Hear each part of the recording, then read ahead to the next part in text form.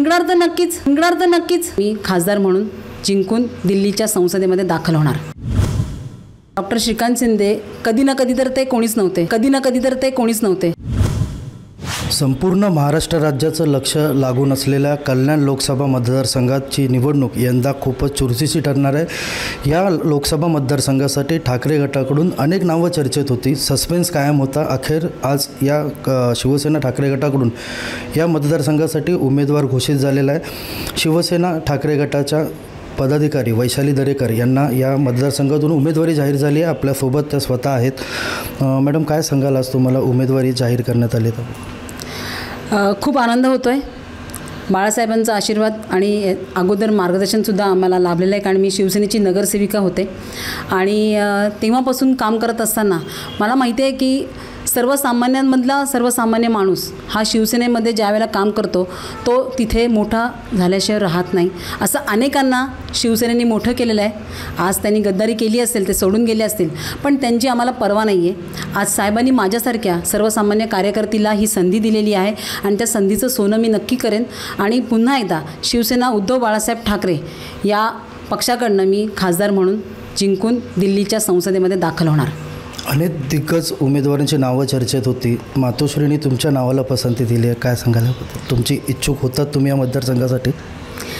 इच्छुक होते की नाही असं मी बोलू शकत नाही, परंतु कसं आहे, कोणाची चर्चा होती किंवा काय होतं मीडियामध्ये रोजच चालू असतं, नवीन नवीन नावं येत असतात, बरंचसं चालू असतं। परंतु साहेबांना काहीतरी वाटलं असेल की माझ्या सर्वसामान्य कार्यकर्त्याला एका महिला उमेदवार म्हणून आपण देऊया आणि त्यांनी मला उमेदवारी दिलेली आहे। इथे एकंदरीतच मुख्यमंत्र्यांचे सुपुत्र श्रीकांत शिंदे या ठिकाणी 2 टर्म खासदार आहेत आणि 2014ला 2.5 लाख आणि 19मध्ये 3.5 लाखांच्या मताधिक्याने निवडून आलेले आहेत। राज्यात केंद्रात सत्ता आहे, महायुतीचा उमेदवार आहे, कसं बघता? एक तगडं आव्हान तुमच्यासमोर असणार? नाही, डॉक्टर श्रीकांत शिंदे कधी ना कधी तर ते कोणीच नव्हते। त्यांना सर्वसामान्य शिवसैनिकांनीच खासदार बनवलं आहे। त्यावेळेला ते पक्षाचे कार्यकर्ते पण नव्हते, कुठले पदाधिकारी नव्हते, त्यामुळे असं काही नाही ना की अशक्यच आहे।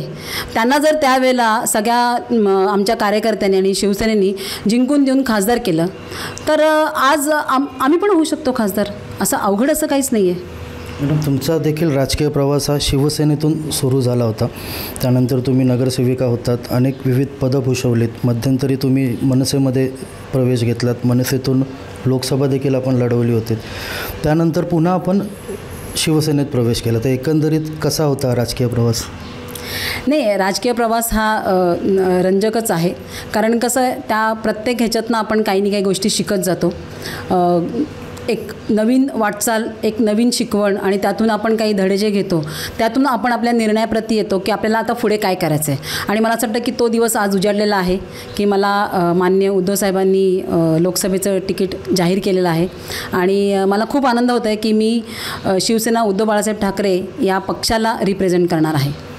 एकंदरीत जेव्हा शिवसेनेत फूट पडली त्यावेळेला तुम्ही नुकताच प्रवेश केला होता, 2 वर्षांपूर्वी, आणि त्यानंतर तुम्ही ठाकरे गटासोबत राहणं पसंत केलं, तर काय सांगाल? एकंदरीत आज तुम्हाला उमेदवारी देखील जाहीर झाली तर?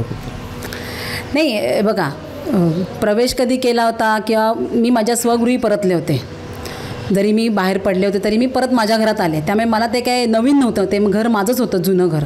आणि फूट पडली तरी ऑलवेज नेहमीच आम्ही ठाकरेंना मानणारी माणसं आहोत।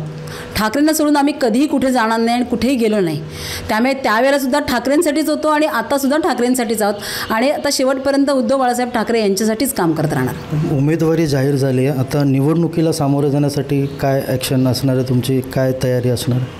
नाही, तयारी तर ऑलरेडी सुरू झालेली आहे। आमचे कार्यकर्ते आहेत, अनेक पोलिंग एजंट आहेत, अनेक आमचे गटप्रमुख आहेत, शाखा प्रमुख आहेत, अनेक आमचे सगळे शहर प्रमुख सगळीकडचे हे सगळे कार्यकर्ते काम करत आहेत आणि कामाला लागलेले सुद्धा आहेत। उमेदवार ही फक्त एक औपचारिकता होती जी आज साहेबांनी पूर्ण केलेली आहे। उमेदवार डिक्लेअर होणं हे काय एक औपचारिकता ते झालेलं आहे आणि आता त्यापुढे आम्ही काम करायला सुरुवात करणार। एकंदरीत जिंकण्याची आशा कशी कितपर्यंत आहे आणि काय कराल त्यासाठी? जिंकणार तर नक्कीच कारण इथले जे मतदार आहेत ते शिवसेनेचे 100% मतदार आहेत। आजपर्यंत त्यांनी कधीही शिवसेनेला दगा दिलेला नाही आहे। दगा ज्यांना जिंकून दिलं त्यांनी दिला, पण मतदार कधी देणार नाहीत। त्यामुळे मला पूर्णपणे खात्री आहे की संपूर्ण जनता, सगळे जे आहेत मतदार, ते शिवसेना उद्धव बाळासाहेब ठाकरे यांच्या पाठीशी ठामपणे उभे राहतील। एकंदरीतच आता वैशाली दरेकर यांच्याशी आपण बोललो, संवाद साधला आहे। त्यांनी या निवडणुकीत स्वतःचा म्हणजे निवडून येण्याचा संपूर्ण खात्री असल्याचंच या ठिकाणी सांगितलं। अभिजित देशमुख, साम TV, डोंबिवली।